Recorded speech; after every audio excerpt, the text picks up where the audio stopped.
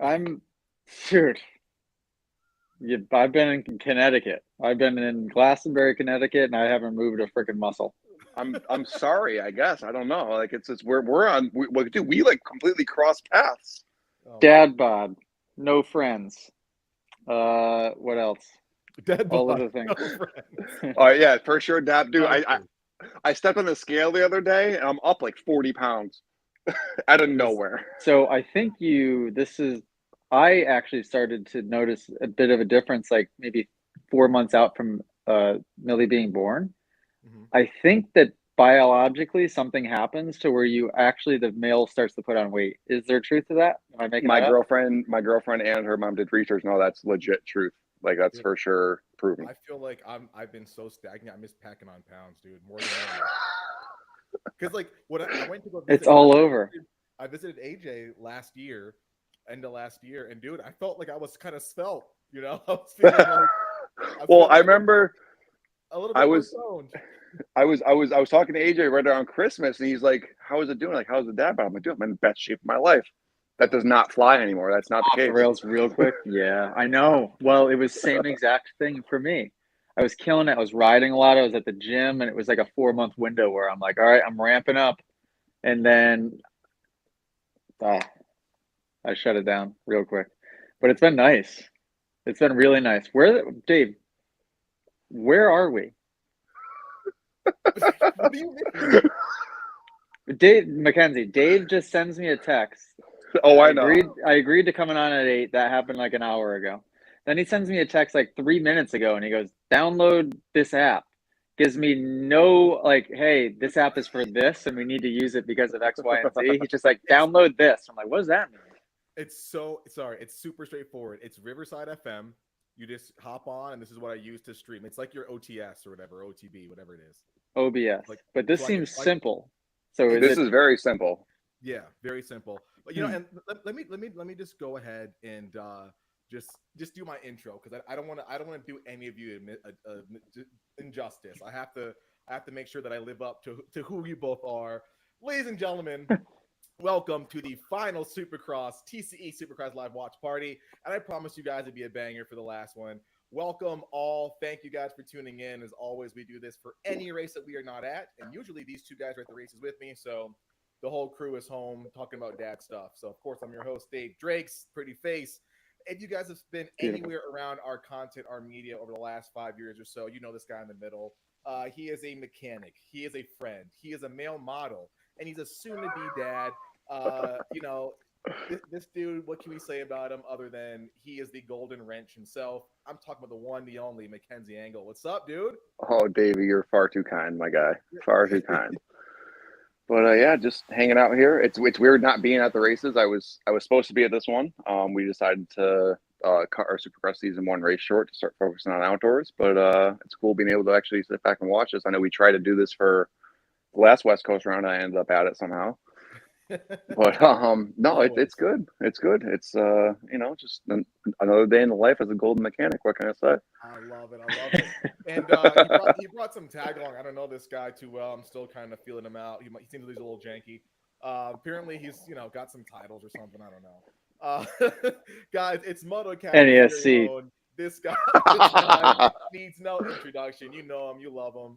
It's the one and only AJ Catanzaro. Let's hear it for him. Look at him! Wow. Thanks. Thanks. Yeah, after 1 second. Yes. Yeah. What's going on, AJ? How you doing, dude? What are you guys up to? I can't believe I'm on here. I was I like dozing off, and I'm like, this is my bedtime. This is actually Dave 10 minutes past my bedtime.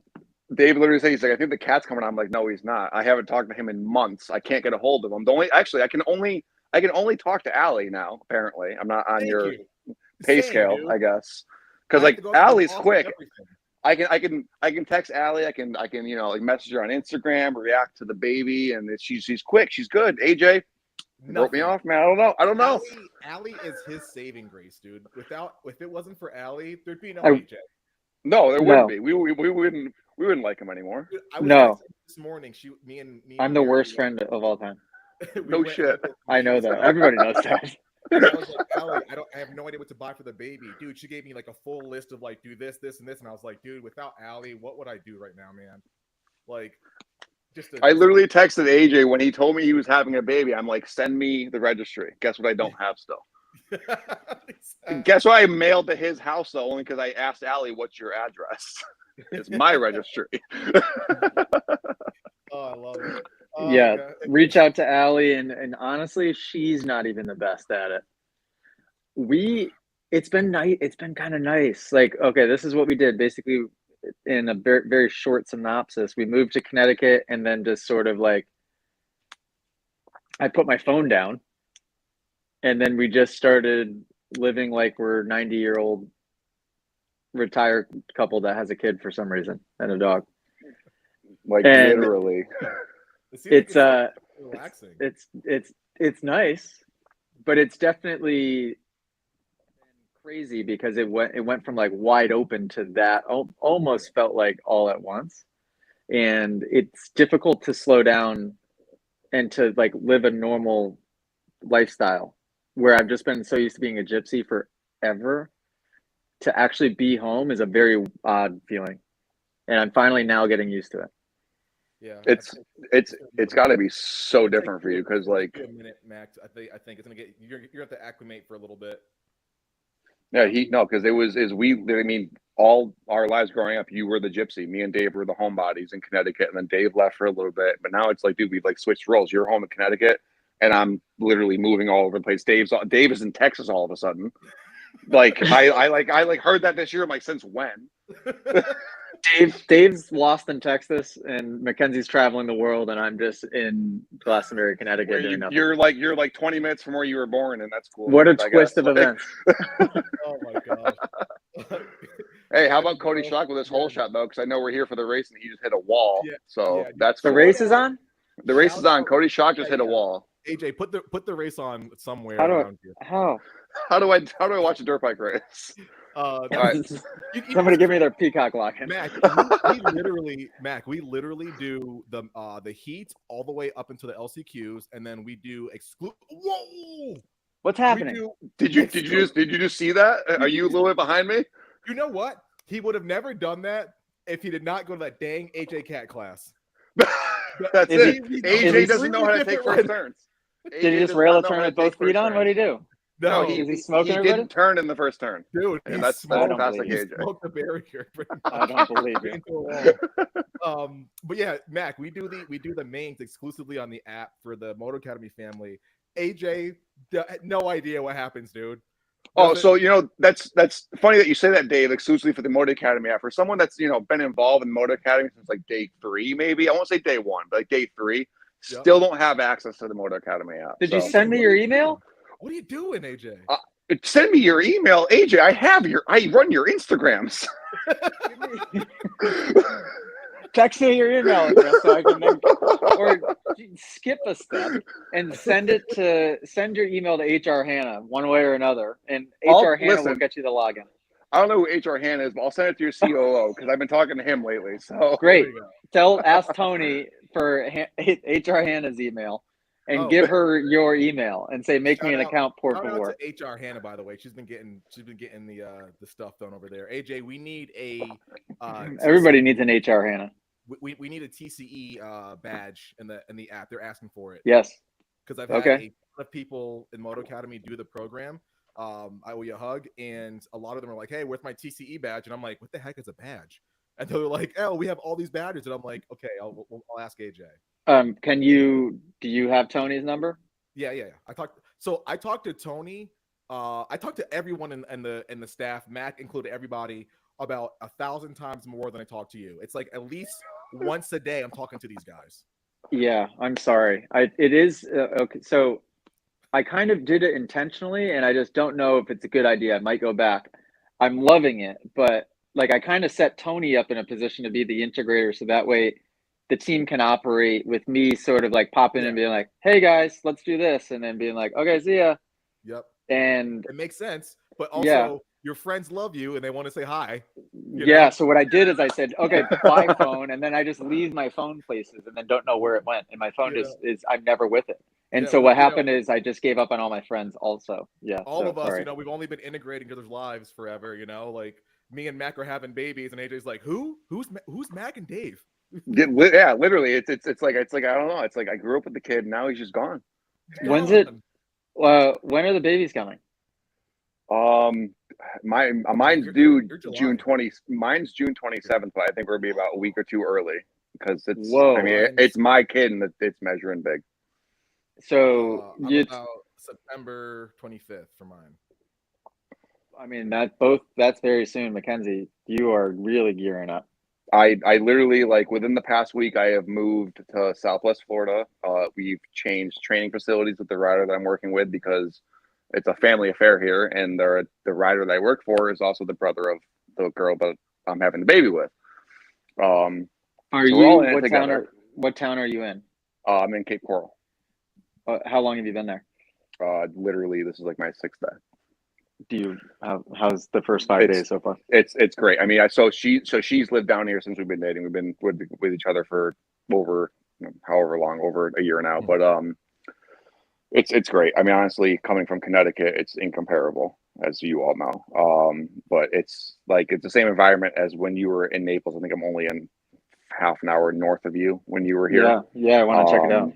Ooh, I mean, area. it's literally I'm living in a vacation spot, so Yep. I can't complain.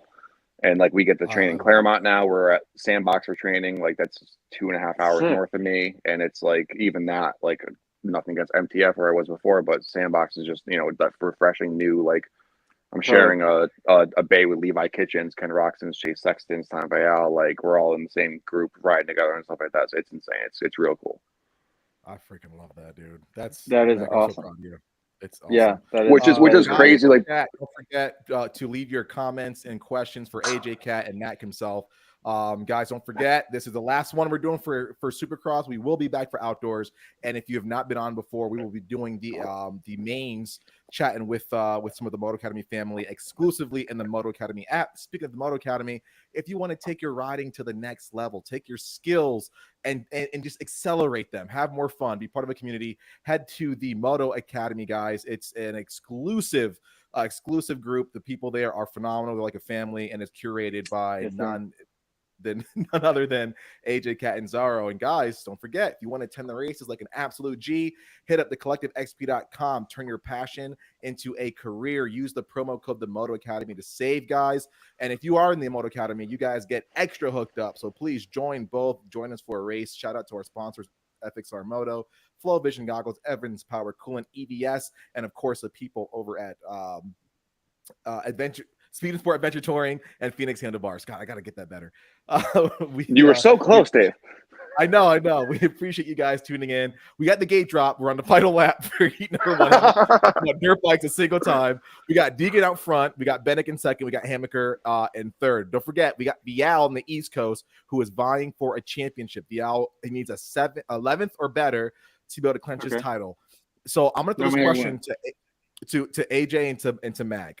We've typically in the past seen the Euros come over, takes them a season or 2, maybe even 3, to really get their feet wet with Supercross. It takes them a minute to get used to the pace, the grueling schedule.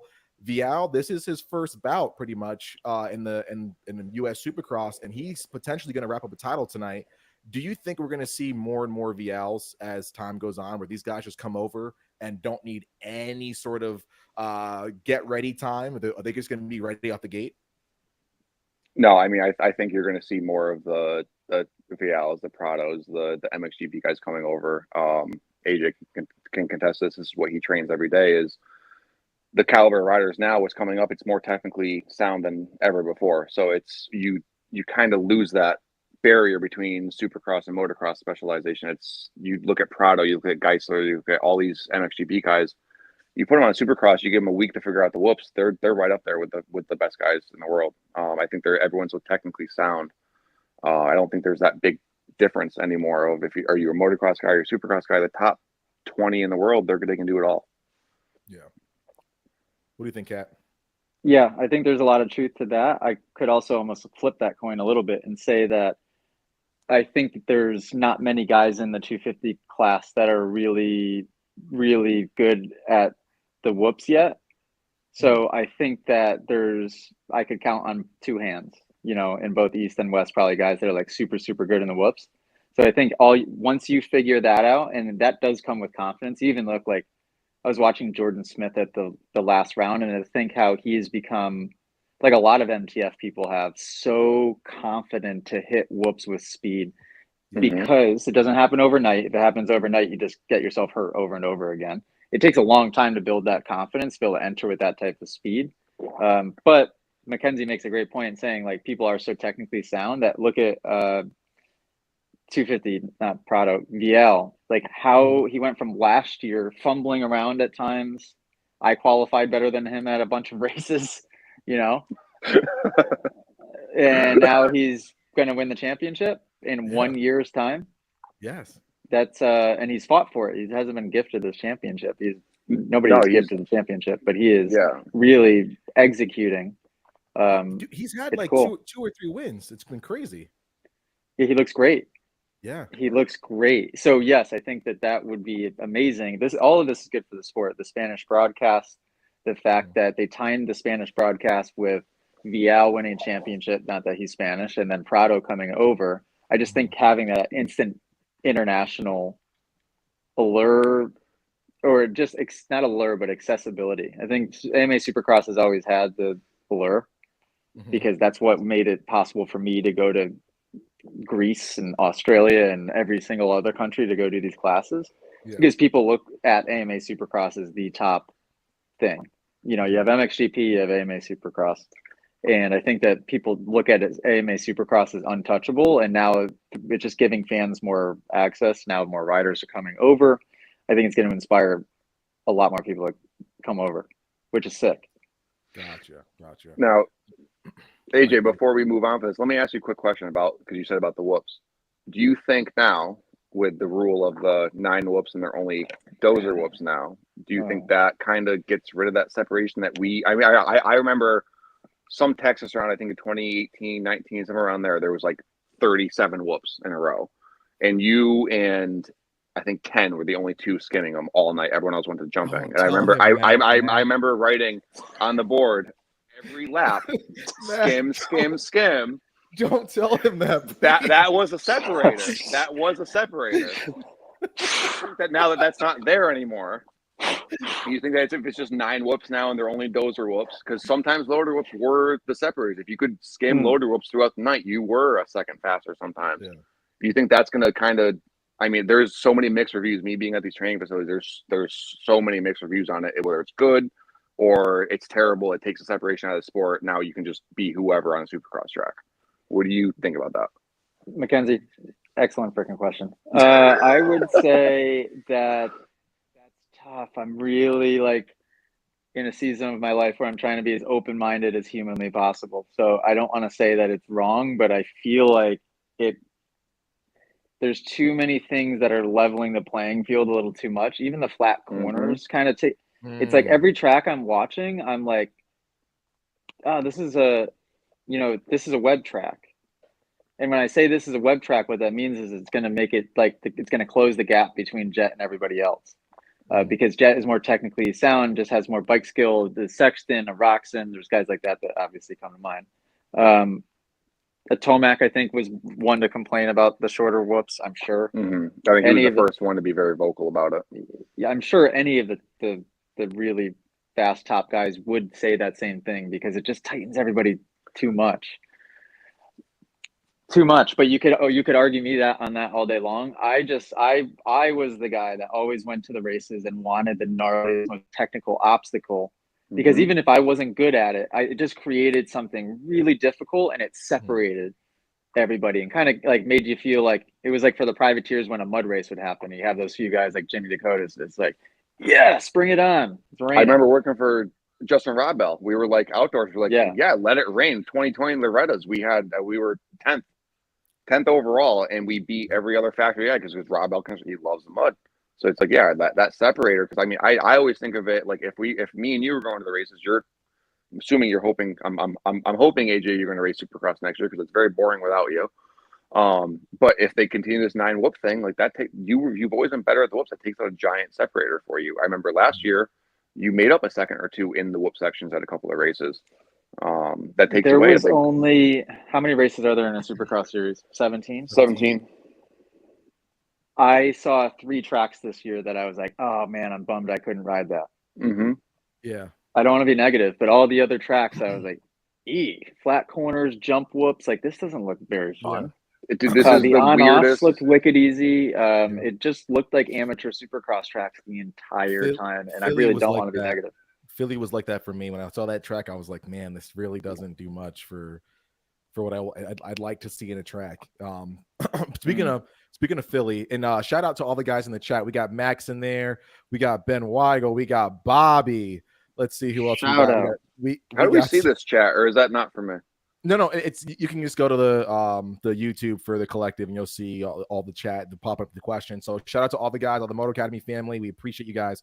But did you see Swole and was it Hammaker that got into it? Like he jumped into. Yeah. I was AJ. You know, I was on my feet in the stands, like we're gonna get a top 2. I'm like, this is Malcolm hasn't been doing nothing for us, but we're gonna get a top 2. What were your thoughts on that situation? Have you talked about it yet? No, I haven't talked about it on air yet, but I think it was a really a huge miscalculation on Swole's end. I think if he had half a bike length, great, that would have been great. But like you could, I mean, and you have that feeling when you're riding of like, if I do this, he's gonna come around here. Like you know your timing, bike placement, especially at that level. I think it was a really bonehead move. It was something that I would expect like rookie season, not somebody. But I heard an interview from him. I heard an interview from him after on maybe Swap or one of the just stand-up interviews, not in a press conference, and he defended himself and just said like, I was kind of going for it and I saw an opportunity and I thought that he should have seen me and checked up. And I listened to that and I was like, whoa, that was like that. I mean, that's interesting. I'm sure once he went back and watched it, he was probably like, oops. Like that's not what because I get that there's a lot of situations where you do something on the bike and you come back, you're yelling to your mechanic, you're all amped up and you're like, I did this and this, and then somebody happens to get it on film and you see the whole thing and you're like, oh, that's not at all how I pictured that having happened. I had the liberty. We're on the Cowies this year, so I was over at Factory Cowie after that race, and actually as I was going over to the truck, Hammaker and Swole were going at it right there under the PC rig. Oh, really? And so I was like, "Oh, I'm going to be nosy because I have no under problem the being PC like rig under the PC rig." Yeah. So Swole. So actually, ironically enough, I think it was like, no, it was weird. It was a very calm, collected conversation, but I know Seth to be that way. Seth is very like it's hard to get him riled up from what I've seen. He's very pretty much level headed. And it really it's like from what I saw when I was actually trackside when that happened. I was pretty close to that section. I can see what Swole was saying as far as like he probably should have seen me.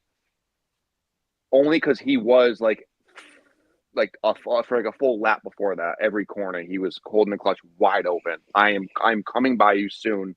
Just know it. And I still think Swole made the wrong choice. I don't think that was the place to go for it. But I mean, at the same time, I get the urgency. Who was it? Max was in first, right? I think Max was there. In first, so taking from someone who used to work for Max, and I'm sure everyone who's racing him knows this, he'll check out. And that kid is very talented. He will check out. Right. So I can see the urgency of Swole of saying, I've got to get there. And, Seth knows I'm there. He better check up at the same time. Like, if I'm Seth, I'm not checking up. I'm in second. I'm not going to do that. So, I mean, I can get both sides. I think if I had to pick a side, I would probably pick with Swole. It's not the best place to do that.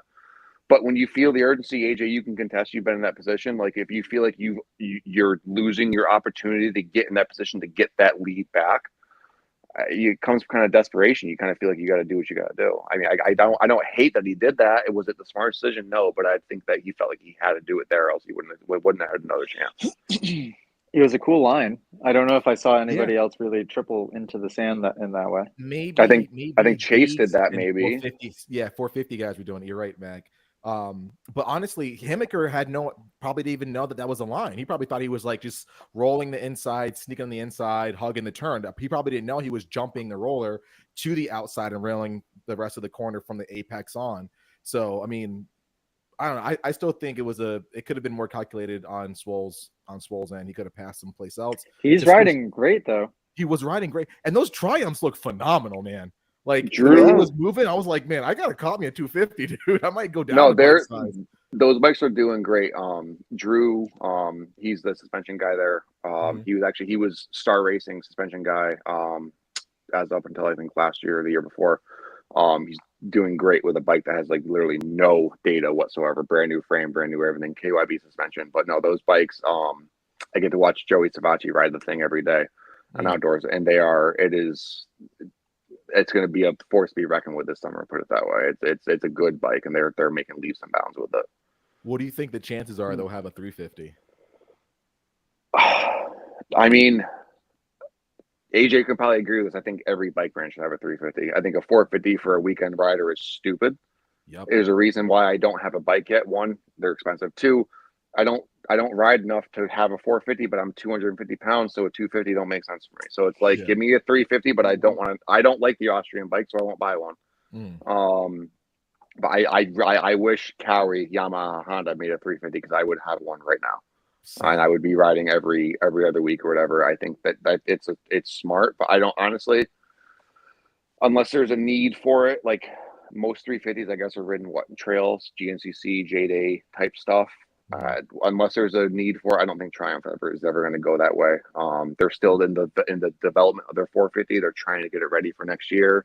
I've seen it once or twice. They're there, but they're not quite, you know what I mean? So I think a 350 is pretty far in the future, if that's a possibility. I don't see it happening unless other manufacturers do one. I'd love to see it, man. If I can get my hands on a Triumph 350, I would be brazen with my actions next year, dude. I almost want to buy a 250, dude. They're so good looking. They're so good nice, looking, dude. They're so nice. That hand welded frame. Oh man, it's another level. We're looking at the West heat number 2 for 250s. Kitchen and Hampshire are tied. Guys, we've been in the sport for a long time. We've seen Hampshire in this position quite a handful, maybe not down to the wire like this, but we've seen them in contention for titles quite a bit. Do you think Hampshire can put it together and capitalize and nail out this win that he's been searching for the better part of, I want to say, almost 10 years now? Do you think he makes it happen tonight? Yeah, I would say yeah. Because that's a lot of pressure going into the last race, East-West shootout, and you're tied for points. You got to be ready to accept that. You got to be ready to accept that championship. And I just, I feel like Hampshire is mature enough to be. I think he's there. I'm gonna go completely opposite of you now, just to play devil's advocate. Yeah, because you absolutely could on this. Because I would definitely argue that the other way. I would normally agree with you, with the exception of Levi's. Like, I don't know. I got to Levi's the better rider. Levi is the better rider right now for sure. As far as more consistently speed, he's got him. I think experience, obviously, I think RJ has that clearly by the years. Watching Levi when he was on Star, he was training with us quite a bit at MTF, and now he's training with us at Sandbox with PC. It's like pressure doesn't get to the kid. He doesn't really care. He really does not care. It's watching him at the races, his demeanor, and even in like the interview that Will just did with him. This might as well be a local Saturday night race at some Dade City trackers. It's really like he's great. Yeah, I think he's so mentally strong. And I'm not saying RJ's not. RJ obviously is mentally strong. He's been doing it for so long. But if I'm a big believer in history is going to repeat itself. And unfortunately, what is RJ famous for? Is he'll talk the front maybe, and I really hope he doesn't. I would love to pull for like RJ. He's been in it for so long. It's the same. I mean, I'm personally I wish Jordan Smith was in the position personally. I used to live with him, trained with him, worked for him.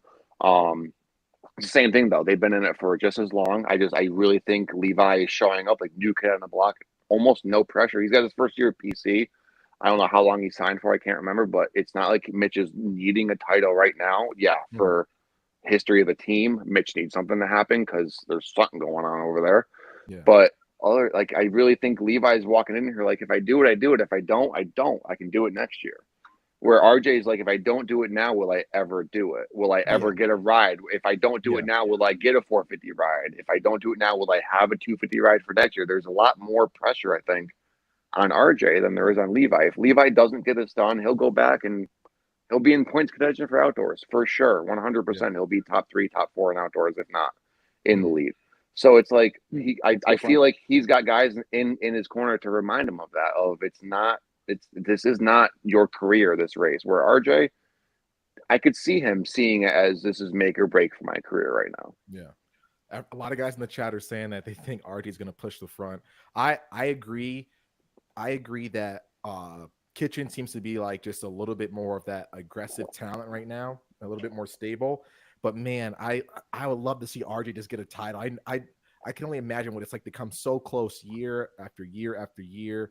And this guy's barely been holding on to these, like, you know, these Supercross wins here or there. And I'd love to see him just get one. You know what I mean? Just to say that he's done it, good career, and can move on to the 450 class and start making things happen there. But because it would just be a heartbreak to see the guy try for 10 years and just never always. I can't remember a year where he didn't get a red plate at least for one round or something. You know what I mean? I think that would be pretty cool. However, I like Levi too, man. The guy's unbelievably fast. He's one of the only guys I know that could show up to Loretta's and go 6 for 6 in his motos, 2 classes. He's a scrapper. That kid is just downbeat. He races. He knows how to do it. Yes. And that's why I respect the hell out of him. He could show up anywhere, and his riding style is loose. And I mean, adversity hits him. His boot virtually came off last weekend, which AJ, I want to ask you about that real quick, as you wear the same boot. And he came off a check. He said, "Yeah, that was a fun main event." He didn't even care about the boot coming off. Mm-hmm. AJ, quick question on that. One, have you ever had that happen to you with your Fox boots? I know you love those. They are exceptionally well-crafted boots. Two, my rider, Logan Boy, asked me one simple question. He goes, wouldn't that problem be fixed with just a bit of Velcro like Alpine Stars and Garniers have? A little bit of Velcro to add with he goes, if you had that, because we tried it, he undid his top 2 things and did a lap. He goes, I didn't notice they were undone.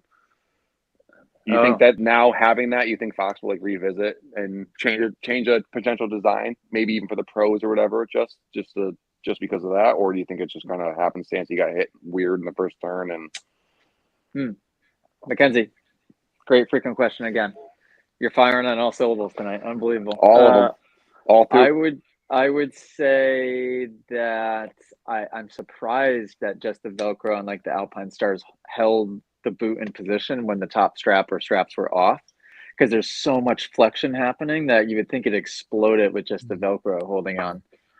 I've never had that happen, and I've never experimented with taking it off just to see what would happen. I would imagine that it would be very noticeable. I mean, with just how much flexion is happening, unless on the Alpine Stars and the Fox boots have a different amount of strap buckles on them, I'm pretty sure, right? Don't A Stars just have 3? 3, and Fox and Garnier have 4, yeah. So Fox has 2, kind of holding you into pretty good spot. I think if you lost the top 2 A Stars, you're just dealing with the toe one now, and you're going to have the whole thing will open up. You would think, although it looked like it was doing that in the Fox for what's his face there. I thought for sure as I was watching that, I'm like, that's got to be annoying. That's impressive that's impressive he didn't talk about it. Yeah, he came off. He said that was a fun main event. I'm like, you weren't going to talk about how you felt like your foot just had no stability. Like, I don't even know. Like, how would you? I'm clearly not a rider, but AJ, how would you, like, if you don't have ankle stability or calf stability, whatever? I feel like in the whoops, at least skimming them. Like, I've watched how hard guys like you, well, not even you, A-Ray, working for him. If his top two things came off of the boots. There's no way he's skimming the whoops with how hard he squeezes it. Yeah, that boot's coming off. Like Yeah. I can't imagine. Like you're going through, you coming in at lap after lap, hitting these whoops, knowing that whatever, let's say it was his left leg, I can't remember, his left leg is just not going to grip the same. Like how do you come into something like that with confidence, saying I'm still going to do it at the speed I was as if everything was perfect? Yeah, that means he's definitely very insane. confident. He's so like it's I'd be willing to bet, like in the heat of the moment you could even ask him, like I didn't even really notice, you know. Yeah, that's a good sign. Guys, I have to go to bed now for sure. I would love to actually stay on and talk here, but No worries. AJ, I've got to go to bed. Stand on for us. Hey, anything you want to plug? Where can people find you if they don't know who you are? I want to plug the Collective Experience. Go to thecollectivexp.com. And you guys can intern for riders. You can do fan experiences. I've worked with Dave doing this since I was 3 years old. And what year did we start? Because I don't know. It's been a long time. It's felt like 17 or 18. Yeah. And it's been a blast. So many cool experiences and cool people that we've met, people that I still stay in touch with to this day. Pete Shepard was at class just a couple weeks ago. Oh, Pete really? Pete was was he an intern or was he a fan experience? So he won a fan experience through Maxis, and people always ask me like, what's the coolest thing an intern's done? And I always talk about Indy that year. And I'm like, one of our interns had a really cool night. Man, and and no one's gonna believe me. Yeah, and he's awesome, and I stay in touch with all of these people to this day. So, and I'm sure the other riders do as well. Like it's quite cool. So that's my plug for the night, Dave Drakes. Oh, AJ, before you hop off, real quick, I'm gonna plug something for you because I've been talking to Tony. Your summer camp's coming up. Ooh, yeah. I'm doing my best to get there for at least 1 or 2 days for each of them. He reached out to me. Great. Yeah, that would be awesome. But to be able to have a Mechanicon site or something. It would. I mean, it sounds like well plenty, but it'll be so much fun. It sounds like a great time. But if for whatever reason, I'm gonna try to get there at least 1 day, but probably 2, to offer suspension settings, sag settings, tweakings, whatever, like chassis setup and stuff like that. To help. Where's everybody staying? Like, are we allowed to are we all camping? Like, what's the I would say right now it's probably 65. It's probably 70-30. As far as it's 70% probably people there camping, and then maybe 30% people staying in a hotel. Tomahawk has Martinsburg. I should know this. I lived in Tomahawk. You should. You lived a there. while. Martinsburg, which is like 10-15 minutes away at absolute most, with a bunch of really good restaurant and hotel options. So I think people are just kind of mixing it up. Driver Jamie will have his RV there. So like half of our team for the Moto Academy employees will be staying at the track. The other half will be at the hotel. I'll probably be going back to the hotel just to try to shut my night down earlier. Sweet. But it's going to be so much fun. 5 days straight. Just dirt bikes and madness. Oh, we lost with a bunch of people. We're going to have a lot of people at these at the summer camps, which would be awesome. Will you have bikes there, AJ? Hang on 1 second, Dave.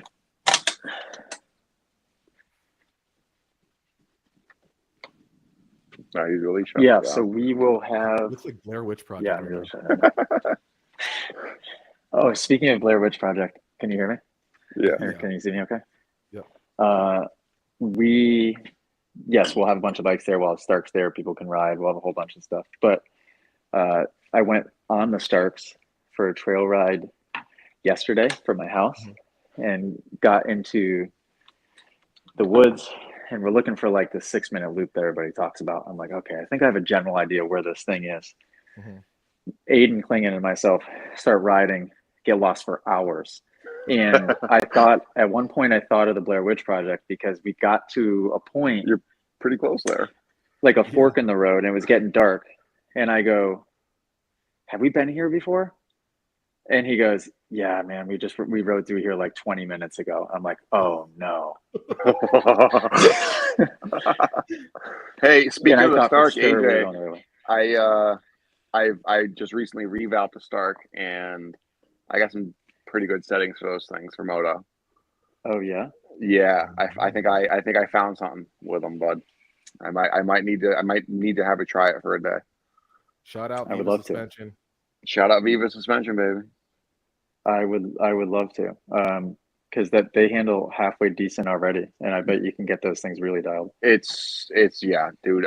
So remember, I think I was telling you a guy showed up at Colleen's house one day when we were riding Supercross, and I had the chance to actually look into what they have in there, and dude, they're good stock, and you only need to tweak them a little bit for Moto especially, and they're just I think because they're tuned for that much power for like 100% power, it's pretty good. You just tweak them a little bit, and that's I think the power obviously from the electric is great, and I think the suspension can be right there with it because of how quick the torque is. It's so much easier for suspension guys to tune it.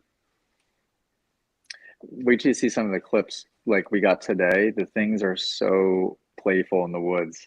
Like once I started getting comfortable with this loop, knowing where I was going, jumping off rocks and roots, and the thing like you can ride it like it's a mountain bike. It's awesome. It's awesome. But I will say, when I brought it to the track, it died very quick.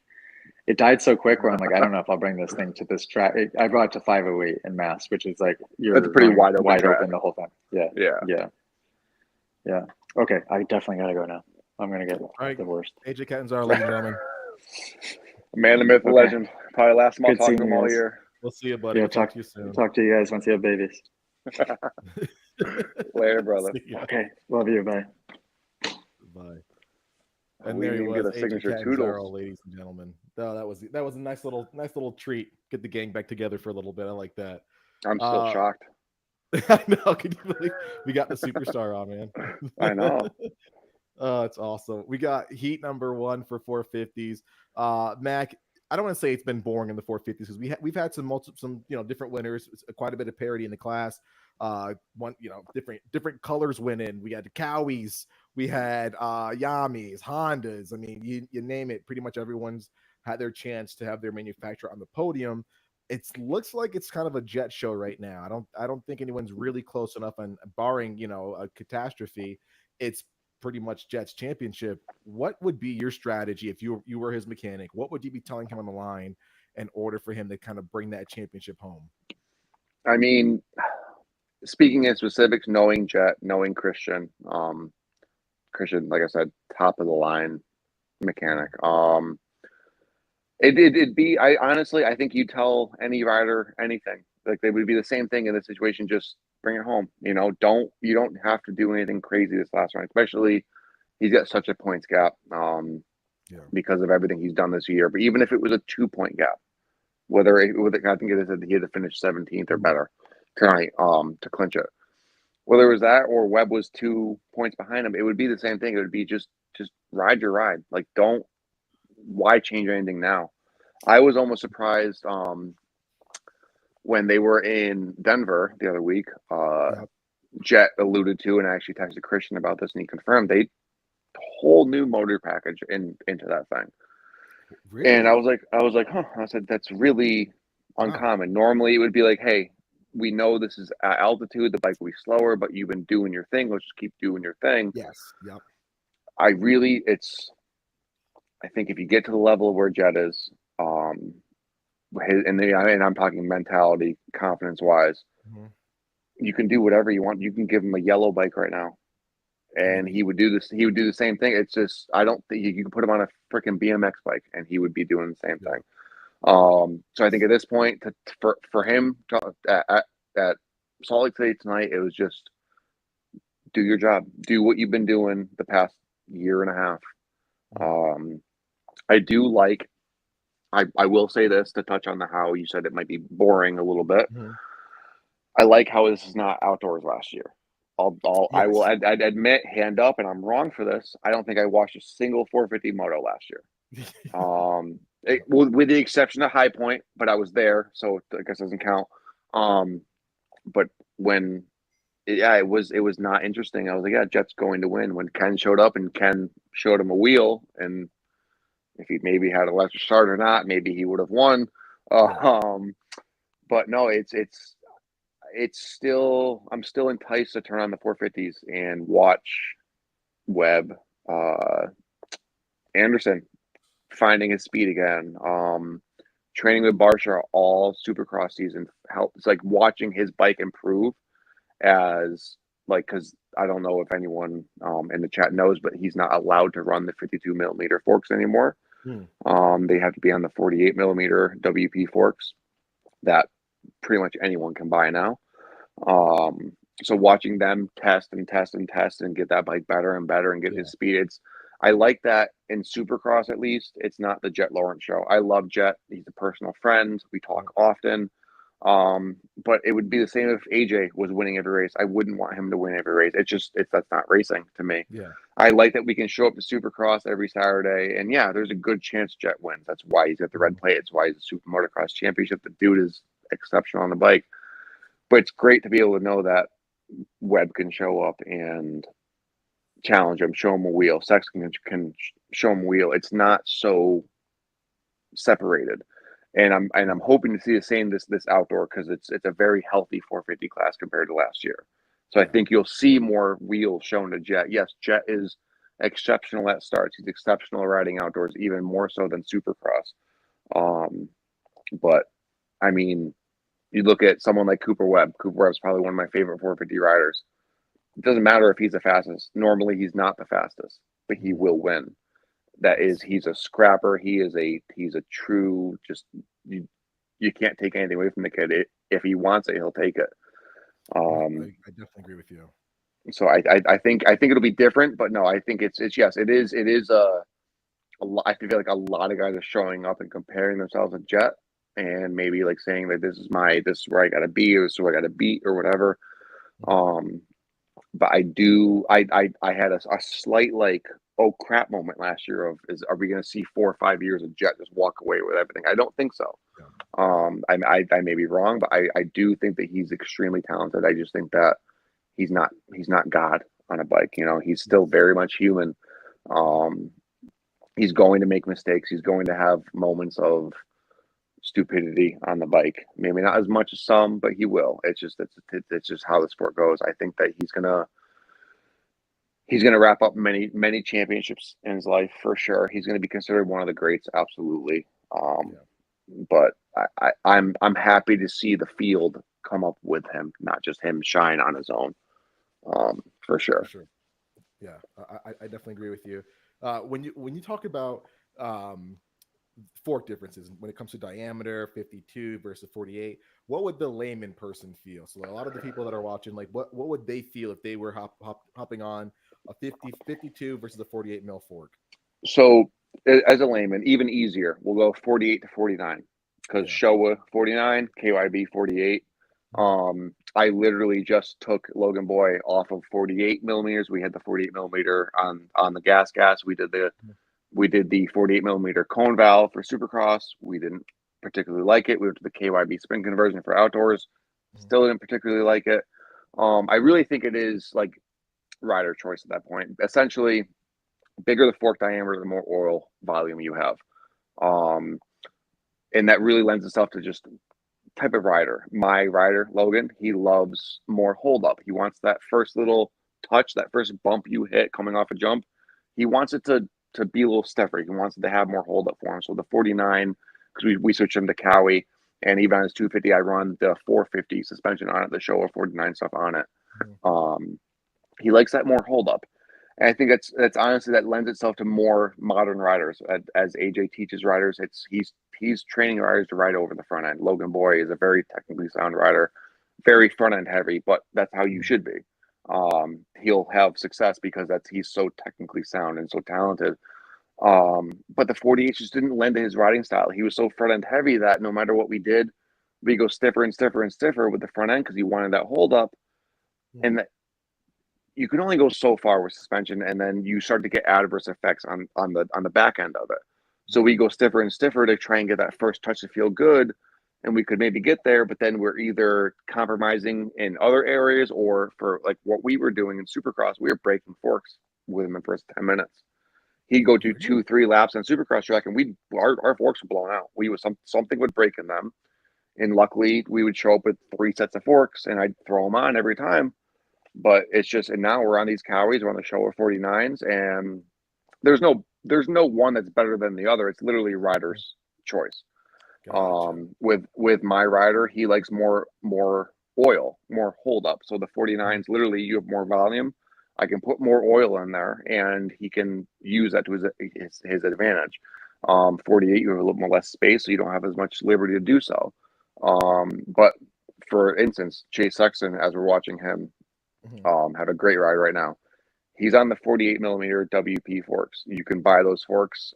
They're a kit technically, but you can buy those forks. They're pretty reasonably priced. He's on the same thing that anyone can buy, and he's doing exceptionally well. So I think it's just literally how you are as a rider, how aggressive you are. Both of us can contest. We grew up riding together. None of us rode like AJ, but AJ could take a stock bike and he could make it look like a tuned bike for him because Yeah. he's so light on it. And I Yeah. attribute this. I literally I was telling my rider's dad the other day, watching Joey Savacci ride that KYB stuff on his Triumph, watching him ride that 250 on an outdoor track, it sounds and looks like he's riding a 450. It's almost like he removes his body weight from the bike. The bike is so light, it Yeah. dances around. He's Yep. pretty far back in the bike now, which I've noticed, which I'll touch on that in a little bit, but it's really just how you want to ride, how you grew up riding. I think with the 52s that the Austrian brands were so accustomed to, you look back over the past 4 or 5, even could be even longer than that, years ago, all factory WP Austrian bikes were on the 52 fat forks. And I remember talking to Justin about that because, I mean, by nature, I'm a suspension guy, so I'm very interested in that. So when I got to, see Justin every day, I would talk to him and be like, what do you feel? I've never ridden a 52 millimeter fork in my life, so I don't know what it feels like. And he said, dude, he goes, unless you are all out, like throttle at the stop, coming through everything, hitting every bump as hard as you can. He goes, it's harsh. If you're not doing that, it's so harsh because you have so much more oil to move through all the shims and through the valving and everything. It's just you have so much more mass to move essentially. And so I think which actually touching on what Barsha feels, they figured his bike out towards the end of last year, and they took those forks away from him, and they said, nope, you can't run these no more.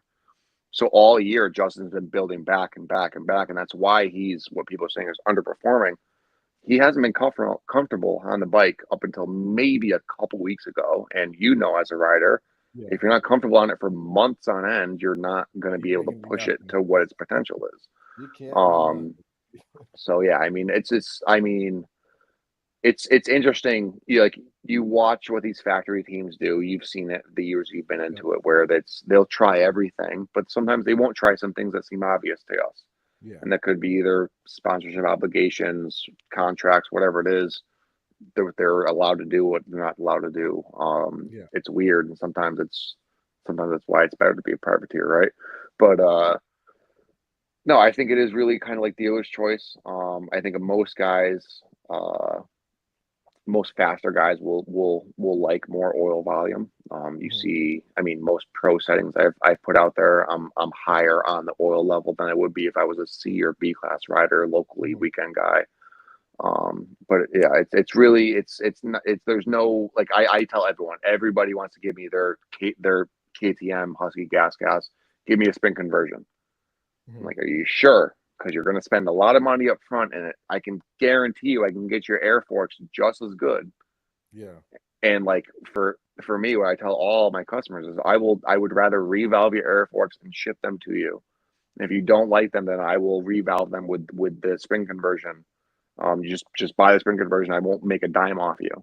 I will redo it, but I can guarantee you I can get your air forks as just as good as a spin conversion. I actually just had a customer say, I need the spin conversion. I told them, that Star's on air, right? He goes, oh, I didn't know that. Maybe I'll try the air. All of Star Racing is on air forks. They've been since Aaron Plessinger was on factory Yamaha. So it's just, I think it's just, a lot of what the media and the masses say. Air forks got a bad rap, like 48's got a bad rap, like sometimes 52's get a bad rap. It's really just whatever everyone's saying. Interesting. How about Cincerello right now? Dude, I feel I feel so sad that we're not going to see this guy anymore. Like I remember just watching this kid on a 65, a 50, a 80, and dude, this guy was just head and shoulders above the rest. I think he's tied Stu for Loretta's wins, and to watch him go pro and win his first race, and he's a super nice guy, likable, and you know the ups and the downs. It's gonna be weird not seeing him out there, man. It also makes me feel old that we've seen a kid who's younger than us, much younger, Much younger than us. come in, have a career, and then retire. Oh, You know for what I sure. mean? No, Like, it's. I come. mean, I remember year after year watching him at Oh, Loretta's, and just like I remember. I mean, how many times have we been there at that godforsaken ranch? dude. And I remember just going out and be like, "Yep, Cincerella's winning again." Not Yeah. surprising. It's seeing him from there, and like then like seeing him. Like I still remember vividly him winning his 250 outdoor title. I Yeah. won't forget him. Just that's just I don't know. There's certain points in his career. It's so weird to me. Like it's like I'm leaving this season with like a piece of me gone. I know it's Yeah. weird. Like he hasn't been what anybody thought he was going to be. I think Yeah. the industry thought he was going to be the next RC or the next James Stewart or Yeah. whatever. Yep. And because of injury and just you know wrong place, wrong time. I don't know. Mhm. It wasn't like that, but I think you take that personality out of the sport and you're missing half the sport. I And I hope his I'd be person gets willing to more bet money. he's going to be in the booth next year. I hope so. I really really hope so. Like something in the sport where like because the guy's so articulate and he is a fan of racing. He's not just a pro. He's a fan of this sport. You know what I mean? So I think it would the industry would embrace him in a whole other regard if he just stuck with it and like did something else, you know, outside of throwing his boots, throwing his boots on a leg over a bike. So I'm just happy that he's still standing somewhat. But Mac, they do have a question Somewhat. for you in the chat. Um, let's see if I can find it. Max is saying, I got a specifications printout from my local shop. The fork rebound settings click says 13. I had it at 14, but found success on Stark. Well, he says Shark. I'm thinking it's Stark. Rutted I would hope corners so. at 10. Oh, Sharp. Sorry, Sharp rutted corners at 10. And they're saying where the forks in the triple. Up high is better for cornering. Down is better for high speed stability. Makes sense. Let's see. I thought if you had to go opposite, if you go two out on compression, you have to do one on rebound. So they're asking, what's your take on that? What do you think is a good solid base for Max to get going with? I mean, all and this is going to go for any bike, any clicker setting, any rider. Every time I send out a set of suspension, whether it's a service, so just oils and seals, they don't change how it feels, or a full blown revalve. Um, I tell everybody, don't be afraid to change your clickers. Just do it in a way where it's smart. So if you get a setting from me and the way I valve my stuff, if I'm doing a revalve for you, I will make sure that my all my clickers are neutral. They're in the middle. So if you have 20 clicks, you're at 10 to start. Hmm. Don't be afraid to play with those. I mean, it's without me or whoever your suspension guy is being trackside with you, we don't know what exactly is best. We can take a very educated guess. That's why we have the education we have. Yeah, But I tell all my guys, here's your setting. Here's what my suggested sag. Here's my suggested fork height. The clickers are where I suggest they are, but it's all suggestions. yeah, Um, and that's why, like, doing what I do for suspension is I'm not a race tech. I'm not a K tech. I'm not a factory connection. I am a small one man army, but I can almost guarantee specialized service because I'm listening to. So if Dave, if you were to send me your stuff, I would tell me what does this stuff do good for you right now? What does it do bad for you? You would tell me good, bad, the ugly, hmm, and I would, in my mind, know my knowledge, I would create a setting for you. I'm not a big conglomerate where I punch in your information in the computer and it spits out a setting for you. yeah, So that goes along with clickers too. When I send anyone a setting back, or if you just have stock forks, change your compression on the forks, change your rebound, but do everything one at a time. Go very dramatic. That's completely fine. Make sure you can feel the difference. So if you feel like you have a bike, you just got it, you're at the track, and you feel like it can't turn in this one corner, well, even if you don't know what way to go 4 or 5 clicks in one direction on your rebound or your compression on your forks or shock, whatever it is. Do it in one area. So if you're going to make a change, either do it on the top of your forks or the bottom, but not both at the same time. And then so you can go out. So let's say we go stiffer on the top. We go a little bit stiffer on the low speed 4 clicks. It's worse. Okay. Go back on that. Maybe we try the rebound. Maybe we speed the rebound up. Play around with it. They're there to make adjustment. It's there to have it to where you can tailor it to yourself. As long as you keep a loose record of what you've done so you don't lose track of it. Play around with it. The worst you can do is you're way worse than you started, and lose at least as long as you know where you started at, you can go back. Who cares? I always tell everyone, like, it seems like the more and more I've gotten into the suspension side of the industry, everyone's so afraid to touch their clickers. Touch them. Who cares? If you don't like it, go back to where it was. Yeah. If you went 4 clicks and it was terrible, then go back 4 clicks and it was better. Worst case scenario, you're completely lost. If I'm your suspension guy, give me a call. I'll tell you where to start back again. And most suspension guys will do that. My rider professionally, he doesn't ride my suspension. We have a great deal of factory connection. They're great. I talk to factory connection almost every day. The guys over there are great. Anything that I want, anything I suggest, and they know I have my own suspension company. Anything I suggest, they do. We work with each other hand in hand. We're not out to get each other. We want every rider to enjoy riding their dirt bike. That's what we do it for. That's why we're all here in the group chat. We all have a love for the sport. So yeah, I mean, to kind of touch on that question directly, make whatever changes you want. Just do it one at a time. You've got 2 adjustments on your fork. You have your compression on top, your rebound on the bottom. You have 3 compressions on your shock. You have your low speed compression, which is the flathead. You have your high speed compression, which is normally a 12, 14, or 17 wrench. And you have a rebound down at the bottom. Play with all of them, but just do it one at a time so you know which one is good or bad. And then just see what works best for you. There's no right or wrong. Every rider is different. Every rider rides different. You've got the AJ Catanzaros. I'll tell you right now, I've done settings for AJ. The easiest suspension I've ever done because he helps the suspension work. Alex Ray, worst guy to do suspension with because he bowls through everything and he wants suspension to make up a lot of things that he's not doing on the bike because he's just charging through everything hard. So you could have a setting that works for one guy and doesn't work for the other. So just especially if it's your own personal bike, if you're a weekend warrior or whatever, trails guy, whatever it is, just play around with it. You're not going to hurt anything. You won't, as long as you don't go all the way tight or all the way loose.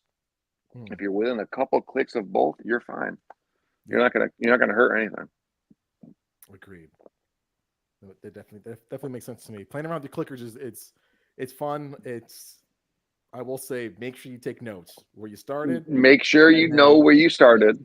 For sure. Especially if it's been reval by anybody. But I mean, unless it's usually most suspension companies, the way they revalve it, you'll be somewhere in the neutral or the middle part of your clicker. So like I said, I think WPS 36, KYB and Show F 20 or 21, you're normally in the middle. So you're normally at 10 or 15, somewhere around there. And yeah, just kind of play around. You're not going to hurt anything. The worst case, at the end of the day, you'll educate yourself as to, I understand what that screw does or what that clicker does. I understand what that feeling translates to me. And honestly, for me and any other suspension guy, that makes our job so much easier. If you understand a little bit of what suspension is doing and you can translate that to me or Factory Connection or Enzo or any of these guys, it makes all our jobs so much easier. And at the end of the day, we're out to make the bike better for you. So, it's whatever if you know, hey, I've got this set. Every time I go softer at this one track, it feels better. Or every time I go faster on the rebound, it feels better.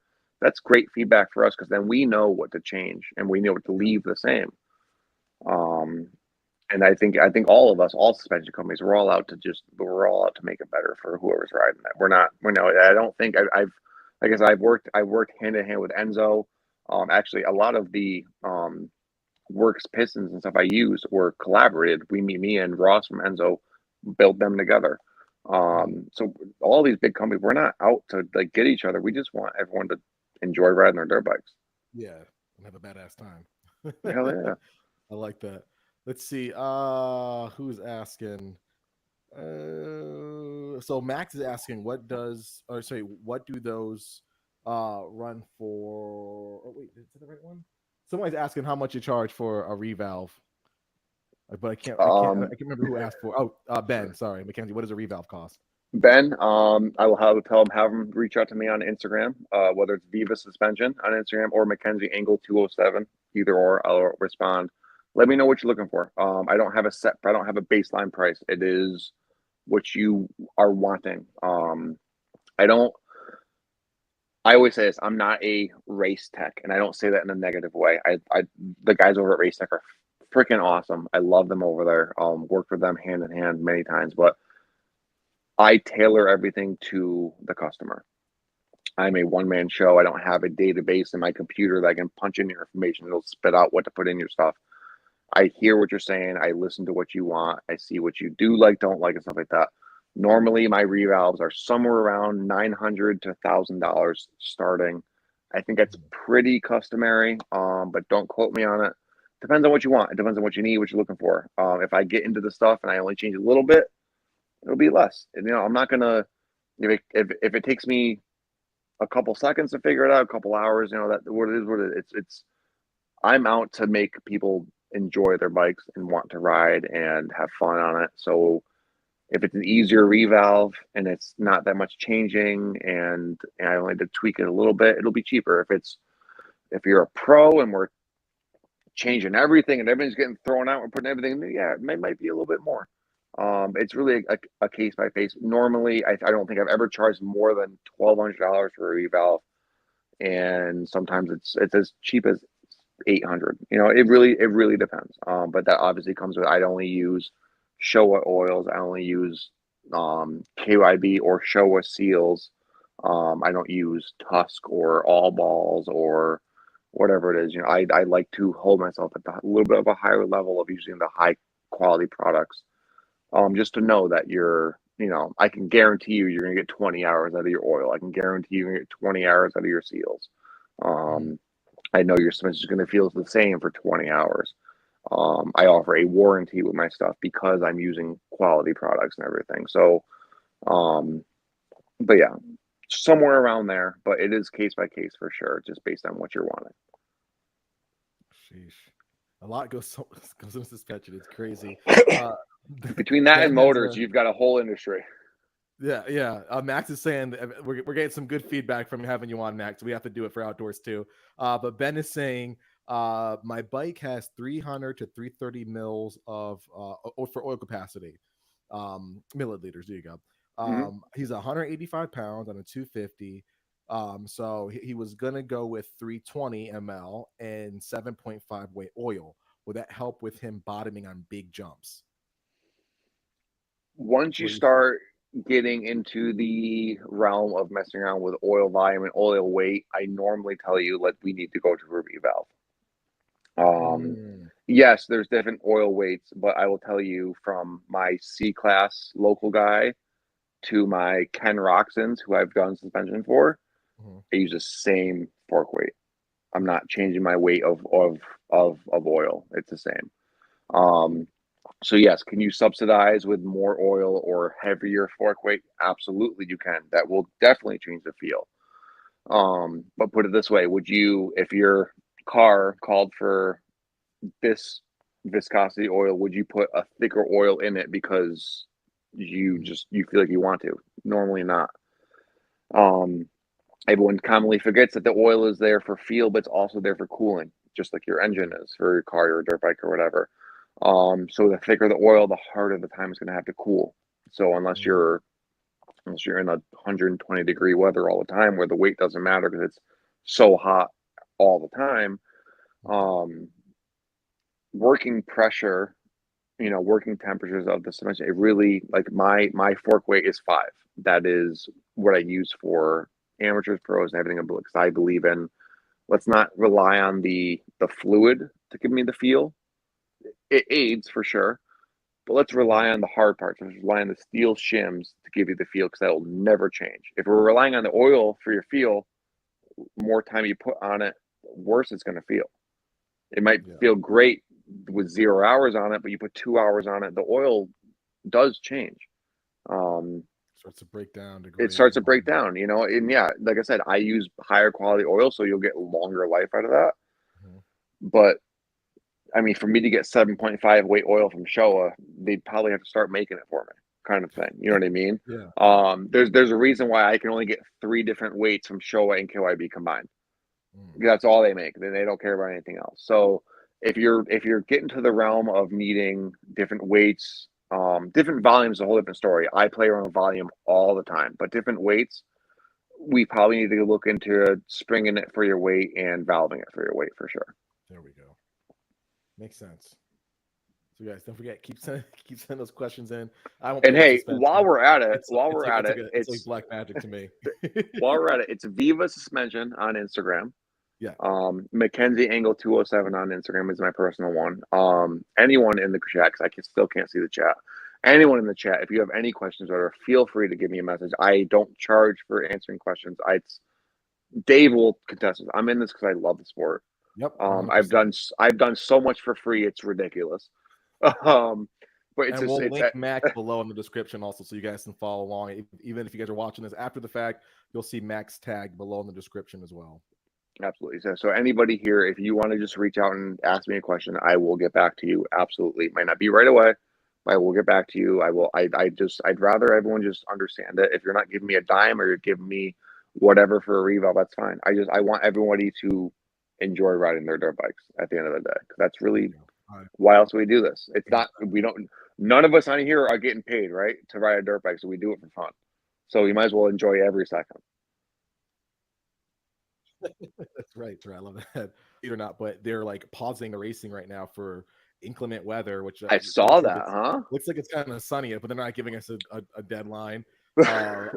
Honest, but for the 250 LCQ guys, I know a lot of them are staging. I'd be using this time to be like, sweet, give me a few extra minutes to like get my bike together. I'd run it back down, maybe get a few little open spot and start messing and tinkering a little bit, getting the bike together. Because turnaround time for LCQs, you pretty much, you ride down from the stadium back to the pits. You got a couple minutes and you're riding right back, it feels like. So, yeah, especially if you're in heat too. Quick. Yes, especially if you're in heat too. And especially how they've been doing it this year. I guess this is from LCQ to main event, but Dave, from your perspective, being typically a spectator, what do you feel as far as doing the 450s first? And then all of a sudden 250 main event, then 450 make. What's your take? Because I know I have my opinion on it being in the industry, but I haven't asked many people about it being like spectator, I guess, more so. So I feel like it's where spectator wise, certain cities it's cool because like we might come in and like, oh crap, like there's a 5-point gap between Jet and Eli. I want to see those, and they were talking smack online. I want to see those guys first. So there's certain weekends where it's like, yeah, I want to see the drama. I want to see, these guys hit the track or whatever. Other times, since I know a lot of the 250 techs, it's like, man, those guys have to do a lot more work to the 250s than the 450 guys do. So I kind of like that they have that extra time to kind of get the bikes together, whether it's washed up, some fresh oil, some steels and fibers, tires, whatever it is, right? I'll say it depends on the city, but because I do know like how fast you guys have to turn on a bike, I do like the fact that it's like, all right, cool, at least they have a couple extra minutes or whatever to get their bikes together, So no, for sure. I was the first. I don't think our first East Coast. So I did East Coast 250 this year. I don't think our first race was like that, but maybe second or third was definitely, we had our 250 LCQ, and then from the checker flag of the LCQ to the gate drop of the 250 main was 8 minutes. Oh, and I guess luckily for me, I would have rather been put in this. I guess luckily for me, I didn't have to be put under the 8-minute pressure. Unfortunately, we didn't transfer from the LCQ this year. But I'm looking at it like, even just going through tech inspection and seeing the schedule for the next day, I'm like, how are they getting away with this? And I guess I did. I'm sure, Dave, you know, I'm very curious. So I'll ask anyone any question. I don't care. Yeah. And I was like, what, like, why? I went through tech inspection and I saw Mikey Pelletier, the head of the AMA. And Mikey actually grew up in the town that my parents live in right now. So I know Mikey and his whole family and everything kind of okay. And I'm like, Mikey, I'm like, why are we doing this? I'm like, why are you hurting us like this? Like our 250 guys hate you right now. Yeah. And once he gave me their explanation, I finally it clicked because obviously there's influences coming in all around for this sport that most of us don't think about. But it makes sense for the average rider or for the average watcher that's really not into the sport like me and you are. Like we could name every rider and every where they grew up and everything, and we probably raced half these guys at this point. With 0 wins under our belt. Oh, not a single one with mine. I can tell you how many times Barsh has cleaned me out though. But it's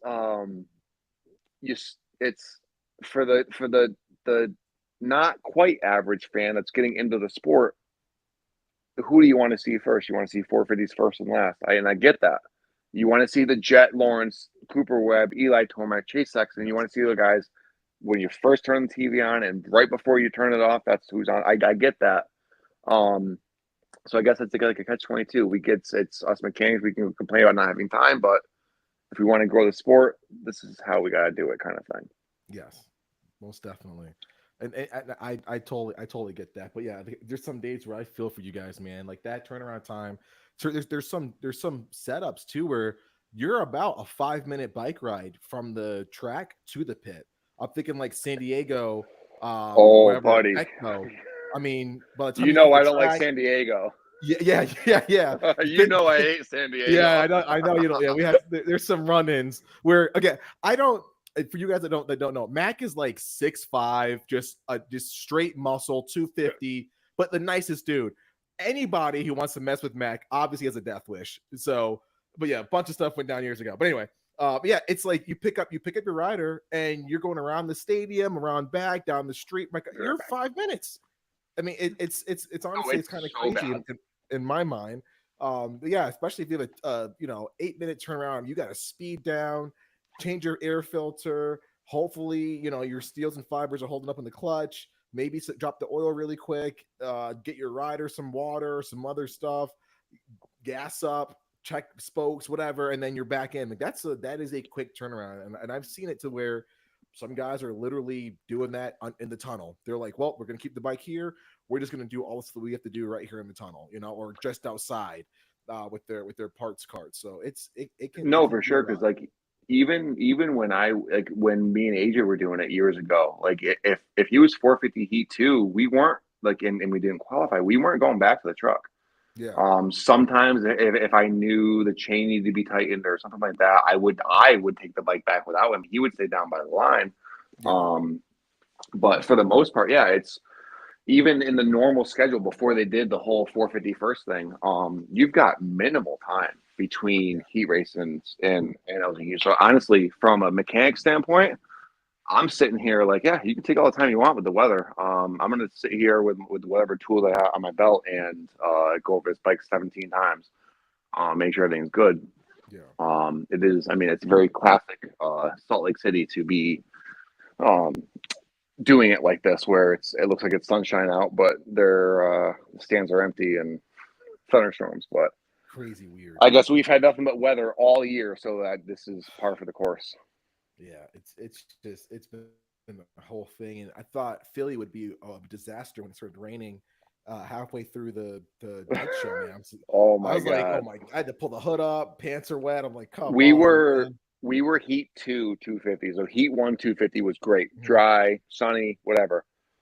Maybe last lap of the first heat 250, it started drizzling. We were on the gate, we're ready to pick our gate and everything. And I'm sitting there, and it starts raining. And I'm like, you've got to be kidding me.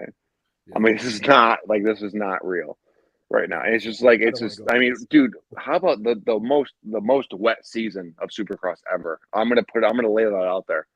Like how has it rained? What it's had to have rained more times than it hasn't. I would agree. It's I mean, and I guess that's dirt bikes, but I mean, I'm maybe I'm the majority, the minority here, but Supercross is supposed to be raced inside. I don't know.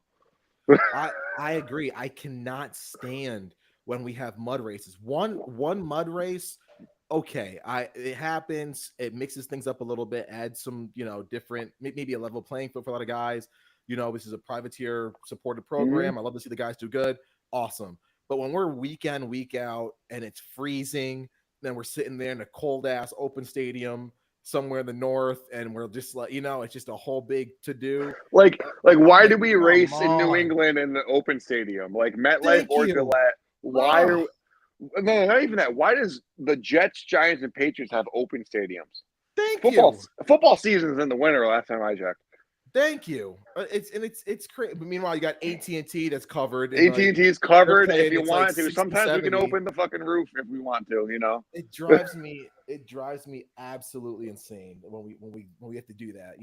It's I don't get it. And the worst of it is, and I actually like the track, but like Seattle, it's a decent place, but good lord, it always rains and your seat is always wet and the You wind's were blowing. there. Like, ugh. You were there in 2020, right? No, not the COVID. I stopped You weren't. after. You weren't there I COVID think year. Daytona was my last one that I did, and after that, I was like, I'm just staying home and saving money. So in 20, I was there for the last 7 in Salt God, Lake City, jeez. and I thought New England had weather issues. Yeah. Coming from New England, I thought weather. I thought it did. It was so bipolar up there. Salt Lake City doesn't know what it wants, dude. Really? You're such in a valley, Yeah. like in the stadium right now, which is the coolest views ever. You could sit in the middle of the stadium and do 360. There's mountains all the way around you. Coolest, Jeez. but with that becomes you get the weather. Goodness It's gracious. you could have no rain in the forecast and all of a sudden get downpour. You could have nothing in the forecast and be thunderstorm. It's just. I mean, we kind of know New England from the mountain ranges there. Yeah. It messes with the weather pretty good. But no, I guess being surrounded by something like that, it's so unpredictable. I want to say, um, at least 2 of the 7 races from the last 7 that did from COVID year, we almost didn't happen. And I don't know if many viewers know this, but me and Mike Medea, Gold Star mechanic that I've worked with, taught me a lot of what I know. Um, we were working for that Kawasaki team back in 2020, and there was a couple times we were in the pits getting the bikes ready for the races, and they were like, "Yeah, we might not race. It's supposed to like thunder and lightning and like hurricanes or whatever the hell is going on." Um, Jeez. but yeah, Salt Lake City is just it doesn't know what it wants to do with the weather sometimes, dude. It is because like right now I'm looking at the broadcast, looks gorgeous. It doesn't look like there's a cloud in the sky, mountains everywhere. It looks fine, Yep. and Yep. everyone is saying evacuate. Goodness gracious. I guess all I can say Oh. is I'm happy I'm not there. Yeah. Same. Same. But hey, have you seen what's been going on with the 2 truck builds Yes. at So all? I saw obviously you and I talked when we were in Philly. I saw yours. So those of you that don't know, this is the guy behind the Deegan's bike builds. So this is the face of Deegan's epic 2-stroke video. So things are amazing. Apologies, my allergies are kicking my ass down here in Texas. Nothing's new, Dave. Nothing, yeah, dude, it's freaking killing me. But yeah, I saw it and then I talked to Jace a little bit, and dude, his bike came out pretty cool. And what's Dude, what's I what's will tell crazy you, is the like throwback 80s 90s anniversary, like the pink and purples and the whites with the Yamahas. When I first saw it, I was like, oh my gosh, that's hideous. Until I saw it on Deegan's bike. I don't know if that was mhm, end of last year or early this year. I can't remember which one it was. Washugo Um, last year. yes. And then I started seeing more and more builds pop out, and it's starting like I'm starting to really like it. So like Jason's bike does not look bad to me.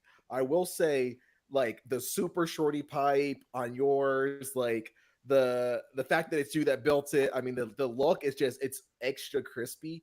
So like that to me, that's a really cool back and forth. And if you guys haven't checked it out, please check out Deegan's video on the two-stroke build. You'll see Mackenzie make a guest appearance, and then go check out Jace's also with Gypsy Tales. And those guys are doing a cool little duel. And yours truly, Mr. Mackenzie, is the kind of the man behind one side of the machine. So pretty epic stuff. Pretty No, epic. that was a very cool like project that Deegan like presented to me. So long story short, just right place, right time. Where I used to live in Georgia was right down the street from Brian. I'm sure from anyone that watches the Deegan's YouTube, he's at MTF quite often training and anything like that. Star and MTF are basically next door neighbors. But so kind of got linked up with him, started doing some work with him, and then he came to me. It feels like ages ago now. He came to me. He's like, "Hey, I want to do a two-stroke build. Me and Gypsy are gonna do this thing. Blah blah blah."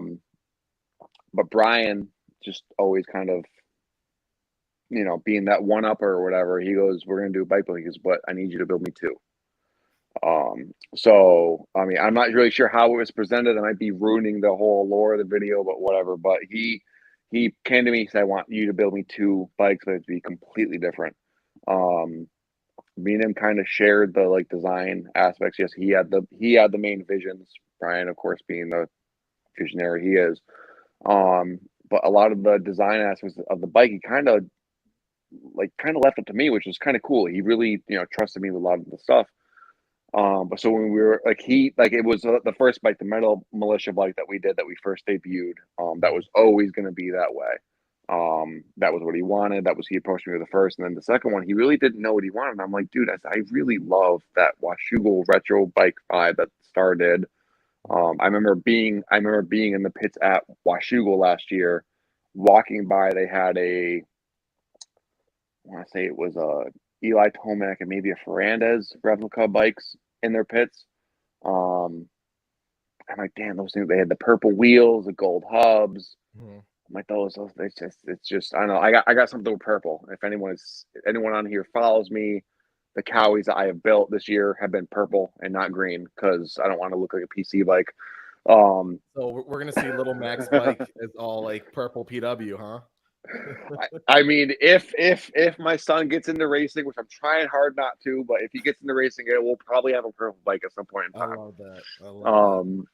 But I was like, dude, I really got something with those retro bikes. I said, I was like, but I want to do it, but I want to do it differently. I said, I don't want to do, and I love what Jace did. I think Gypsy did a great job, like really capturing the actual retro vibe. I think if we're going retro to retro, I think I fucking blew him out of the water. But it's just, I wanted to do a retro take, but modernized. So me and Brian did talk about doing the white frame, white swing arm, because that's what they were when they were steel frames. They powder coated them white, but I'm like, I don't know, just something. I was like, I feel like we need that black, and so we did a black frame on the retro, and it really came through nice. But no, dude, that was honestly, I mean, you've seen the builds I've been a part of. Up to date, that was probably the most fun I've had because he gave me a lot of creative freedom with it. There's not a lot of video of me building the bike because a lot of it was just I'd come home from work and I'd tinker with it a little bit at night and I'd change this and change that, and I would try his video guy, Donnie. Shout out to Donnie, great kid. I'd try to get him out there, but our schedules wouldn't line up. But no, yeah, there's not much video of me building the bike because I would do it when I could and everything and just change things when I could. But all of a sudden, when Brian came over and looked at the bikes, he's like, yeah, this is it. We got it. We're absolutely killing it. And then it came to the point where he was actually rushing me. He's like, I want to ride these things. He's like, let's get them done. But no, that was one of the coolest experiences I've had. I mean, you've been with me, Dave, with most of my career and all the sick times, everything at Pastrana's and everything like that. Like, man, getting to do that was like holy, like I think I've come full circle. I went from the golden boy to like the devil child over here, and now I'm doing both of them. But no, that was I'm excited to see. I'm pretty sure the voting's done now between the bikes. I think we did the Metal Militia versus Jace's retro bike. I'm very interested to see what the masses think. They're so contrasting. It's very cool. I can't wait. But I will say, just to put my 2 cents in, my favorite is my retro bike that I built. When I built that, I took pictures of it. I actually FaceTimed Brian when I was all done with it. And I was like, I don't want you to ride this thing. I said, can I just keep it? I said, it's too pretty. I said, I don't want you to ride it. He goes, well, I'm not riding it. Hayden's riding it. I go, well, then I definitely don't want Hayden riding it because I want this thing to stay cherry and he going to destroy it. I love that.